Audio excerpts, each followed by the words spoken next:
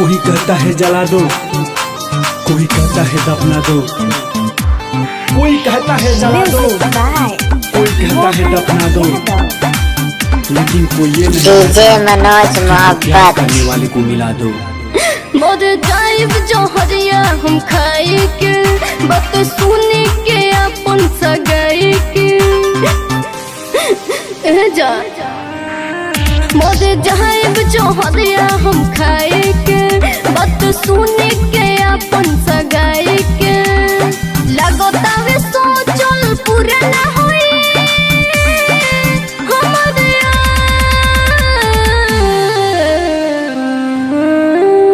जमाना मारी के फेंकी भोलेला बाकी मिलन होई भगवान के पास। जमाना मारी के फेंकी भोलेला बाकी मिलन होई भगवान के पास। presented by Guitar Films Production।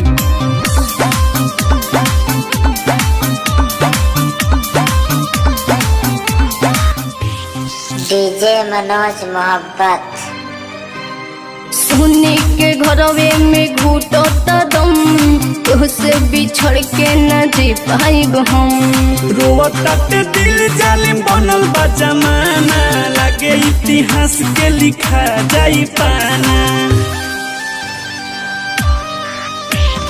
सुने के घरवे में घुटो दम तुहसे बिछड़ के न जी पाइब हम।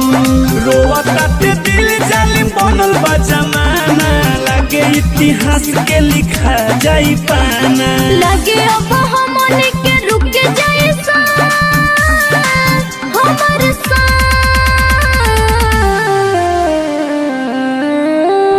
जमाना मारी के फेंकी भोलेला बाकी मिलन होई भगवान के पास। जमाना मारी के फेंकी भोलेला बाकी मिलन होई भगवान के पास। presented by Guitar Films Production।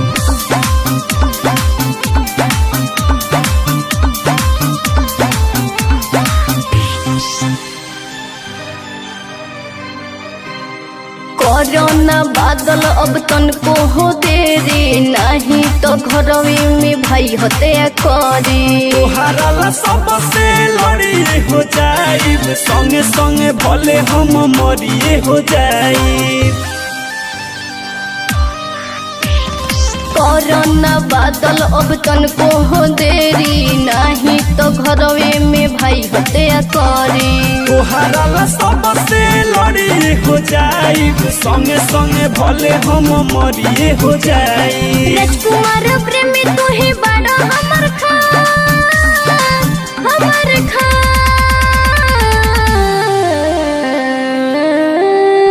जमाना मारी के फेंकी भोलेला बाकी मिलन होई भगवान के पास।